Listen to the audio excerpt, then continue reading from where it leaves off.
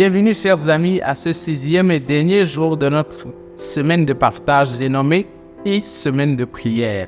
Nous espérons que vous avez aimé et apprécié tous ces sujets qui ont été présentés.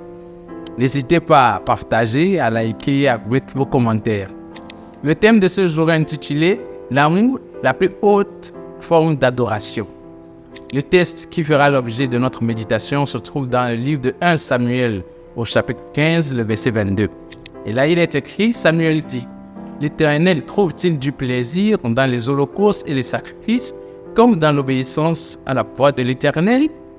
Voici, l'obéissance vaut mieux que les sacrifices, et la parole vaut mieux que la graisse de bélier. » Tout au long de l'Ancien Testament, les sacrifices ont symbolisé l'adoration et la dévotion à Dieu. En réfléchissant sur ce que signifie l'adoration à Dieu, comment pouvons-nous répondre à cet amour inconditionnel de Dieu manifesté envers les êtres humains dont l'amour est temporel? En premier lieu, nous devons craindre Dieu et lui donner toute la gloire. Le craindre, c'est l'aimer, c'est le respecter pour ce qu'il est. Il est le créateur de toutes choses, le ciel, la mer, la terre et tout le monde entier, tout ce qu'il contient. Il est le tout-puissant Dieu et il tient le monde entre ses mains. En deuxième position, nous ne devons pas oublier l'alliance qu'il a faite avec sa création, alliance qui est basée sur l'adoration à lui seul, dont nous sommes tous héritiers. En troisième position, nous devons adorer Dieu en esprit et en vérité. Comment cela se fait-il? Le véritable culte n'est pas un moyen d'adoration égoïste. Le culte biblique est centré sur le Christ et a pour objet l'exaltation du Christ.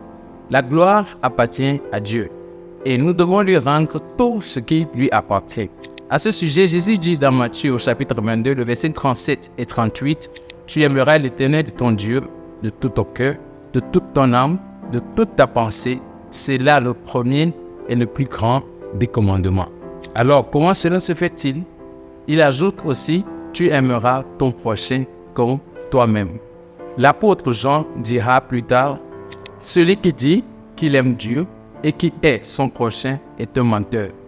Car comment pouvons-nous prétendre aimer un Dieu que nous ne voyons pas et détester notre prochain, celui qui est à côté de nous? » L'apôtre Paul dira aussi plus tard dans Galates 6 au verset 2, « Portez les fardeaux les uns des autres et ainsi vous accomplirez la loi de Christ. » Portez-vous bien et que Dieu vous bénisse. Et n'oubliez pas, l'obéissance vaut mieux que le sacrifice.